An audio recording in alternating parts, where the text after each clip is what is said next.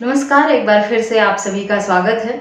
इस वीडियो में हम चर्चा करेंगे पतियों के खिलाफ जो ऐसे कानून बने हैं जिन्होंने पतियों का सुकून हराम कर रखा है, जीना मुश्किल कर दिया है और उनकी मुश्किलें बढ़ती चली जा रही हैं। बेशक कानून में बदलाव हुआ, सेक्शन बदल दिए गए, प्रक्रिया में थोड़ा बदलाव हुआ, लेकिन पतियों को राहत नहीं मिली। चाहे वो 498A का हो, डीवी का हो, 125 का हो या कोई भी महिलाओं के हक में जो कानून बनाए गए हैं, पति लगातार गुहार लगा रहे हैं कोर्ट कचहरी में। हैरानी की बात यह है कि कोर्ट को भी ये पता है कि महिलाओं के हक में जो भी कानून बनाए गए हैं, हक अधिकार दिए गए हैं महिलाओं को, वो उसका उपयोग नहीं, दुरुपयोग कर रही हैं, मिसयूज कर रही हैं। उसके बाद भी किसी भी तरह से पुरुषों को राहत नहीं दी गई है, जो कि बहुत ही दुखद है। चाहे डीवी का केस ले लो, डोमेस्टिक वायलेंस का, इसका भी मिसयूज हद से ज़्यादा हो रहा है वर्तमान में।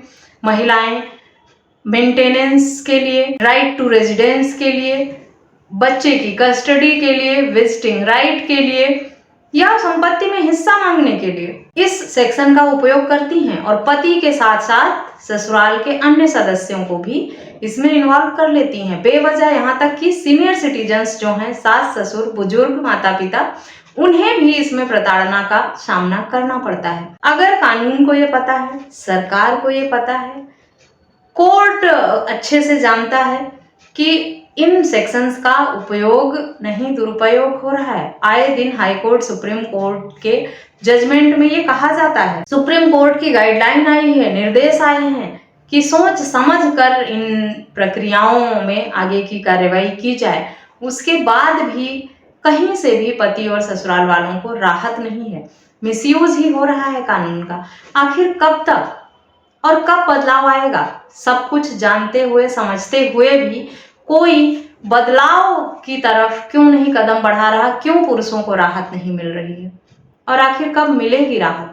इसी तरह से 125 का मामला हो, हिंदू मैरिज एक्ट का हो, पत्नियां भरण पोषण पाने के लिए, एलिमनी के लिए एप्लीकेशन लगा देती हैं, एक से अधिक केस कर देती हैं पतियों के ऊपर, एक से अधिक मामलों में मेंटेनेंस की मांग करती हैं। इस तरह से प्रताड़ना हो रही है, हद से ज्यादा लड़के वालों का शोषण हो रहा है इन सारे कानूनों के माध्यम से। और ये बात पता है, जानते हुए भी आखिर कोई क्यों नहीं सच के लिए आवाज उठा रहा? क्यों कानूनों में बदलाव नहीं हो रहे? क्या ऐसा कहा जा सकता है कि जानबूझकर ही इस पारिवारिक विवाद को बढ़ावा दिया जा रहा है? राहत नहीं देना चाहती सरकार या कानून या कोर्ट, जो इस तरह से जानते हुए भी, चाह कर भी कोई भी ऐसा कदम नहीं उठाया जा रहा है जिससे पुरुषों को राहत मिले। पुरुषों के हक में कानून बेशक बना है मेंटेनेंस का, सेक्शन 24 का ले लीजिए, हिंदू मैरिज एक्ट का, पत्नी डीवी का केस करती है या दहेज का केस करती है, सेक्शन 24 की एप्लीकेशन लगाती है हिंदू मैरिज एक्ट में, मेंटेनेंस की मांग करती है। सेक्शन 25 ले लीजिए हिंदू मैरिज एक्ट का, तलाक के बाद भी पत्नी महिलाओं को भरण पोषण देने का आदेश करती है, इस कानून में प्रावधान है।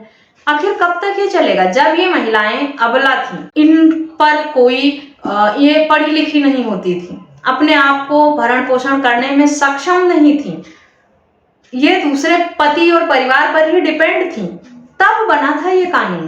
तब महिलाओं के हक में इस तरह के कानून बनाए गए थे, इस तरह के हक अधिकार दिए गए थे। अगर महिलाएं इतना डेवलप हो गई हैं, इतना आगे बढ़ गई हैं, इस तरह से बराबरी करती हैं पुरुषों का, कमाने में सक्षम है, आज जो महिला कोर्ट कचहरी तक जा सकती है, अपने हक अधिकार के लिए लड़ सकती है, वो कमा कर अपना पेट नहीं भर सकती? कहीं ना कहीं ऐसा लगता है कि ये सारी प्रक्रिया जानबूझकर पारिवारिक विवाद को बढ़ाने के लिए, कानून का मिसयूज होते हुए भी इस सबको खींचना किस तरफ इशारा करता है? जिस तरह से महिलाएं अपने पति से भरण पोषण की मांग कर सकती हैं, उसी तरह से पुरुष भी अपनी पत्नी से अगर कमाने में सक्षम नहीं है तो मांग कर सकता है। लेकिन कितने पतियों को इस तरह से भरण पोषण का आदेश होता है? कितने पति लोगों को कोर्ट ने मेंटेनेंस का आदेश दिया?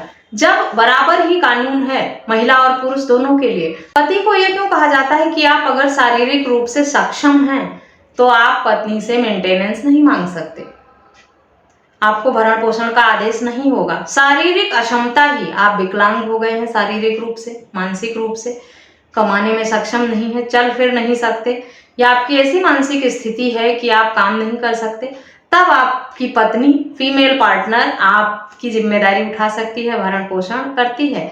लेकिन जिस तरह से कानून महिलाओं के लिए बना है उसी तरह से पुरुषों के हक में भी बनाया गया है। फिर ये दोगलापन क्यों? आखिर क्यों महिला सक्षम होते हुए भी पति से ले लेती है भरण पोषण, वही कोर्ट आदेश देता है, और क्यों पुरुषों को नहीं दिया जाता?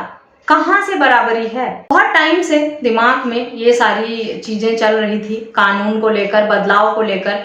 मन में आ रहा था कहीं ना कहीं कि नए कानून में बदलाव किया जा रहा है, क्रिमिनल लॉज बदले जा रहे हैं, कुछ सुकून मिलेगा, थोड़ा बदलाव किया जाएगा, क्योंकि अब कोर्ट को भी पता है, सरकार को पता है, पार्लियामेंट को पता है कि अब महिलाएं सक्षम हो गई हैं, वो इतनी नीडी नहीं है। लेकिन हाँ, नीडी नहीं है पर ग्रीडी जरूर है। फिर भी अभी भी एक तरफा फैसले ही हो रहे हैं, महिलाओं के हक में ही फैसले हो रहे हैं। तो अब अपने आप को बचाने की जिम्मेदारी, सेफ रखने की जिम्मेदारी आपकी खुद की है। शादी सोच समझ कर करें, कोर्ट कचहरी पुलिस मुकदमे के चक्कर में पड़ने से बचें आप, यही आपके बचाव के लिए एक बेहतर विकल्प है। अन्यथा कानून में जाएंगे, 10-10 साल धक्के खाते रहेंगे आप कोर्ट में, तलाक के लिए, अपने आप को बेगुनाह साबित करने के लिए, और कहीं सुनवाई नहीं होगी। हाई कोर्ट, सुप्रीम कोर्ट तक आप दौड़िए, लाखों रुपए खर्च करिए, अपना मानसिक सुकून खराब करिए, उसके बाद भी आपको रिजल्ट में क्या मिलेगा इसकी कोई गारंटी नहीं है। इसीलिए अब ये फैसला आपको करना है, अपने आप को सेफ रखने के लिए, बचाने के लिए शादी का फैसला सोच समझ कर करें। पति पत्नी का विवाद हो गया है तो उसे बातचीत करके, सेटलमेंट करके सुलझाने की कोशिश करें, समझदारी से काम लें, तो ही आप अपने आप को बचा सकते हैं, अपने आप को प्रोटेक्ट कर सकते हैं। अगर आप इस भ्रम में हैं, इस वहम में हैं तो कि कोर्ट पुलिस और इसमें सब में जाकर आपको जल्दी इंसाफ मिलेगा, न्याय मिलेगी और आपके हक में फैसला होगा, तो ये बहुत ही मुश्किल भरा लगता है। काफी सारे लोग कहते हैं कि आप लोग झूठे मुकदमे लेते क्यों हैं, झूठे जब जानते हैं केस लेते क्यों हैं।